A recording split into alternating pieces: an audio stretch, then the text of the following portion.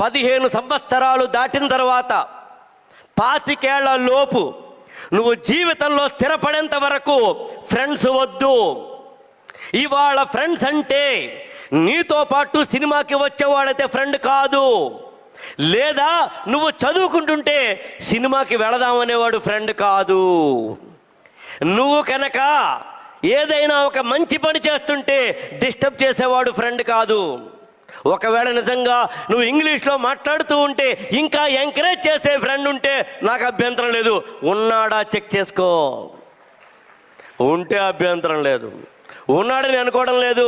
నువ్వు కెరీర్ని ఐఏఎస్గా కానీ ఫిక్స్ చేసుకుంటే, నువ్వు 10th క్లాస్లో ఉన్నప్పుడు, ఇంటర్మీడియట్లో ఉన్నప్పుడు, డిగ్రీలో ఉన్నప్పుడు ఐఏఎస్ ఎగ్జామ్ రాయడానికి ఏమేమి కావాలో నీకోసం ప్రత్యేకంగా ఎక్కడి నుంచో ఇది చదువు, అది చదువు, ఎన్సీఆర్టీ చదువు, ఇది చదువు అని చెప్పిన ఎవడైనా ఉంటే వాడు ఫ్రెండ్. ఉన్నాడా చెక్ చేసుకో.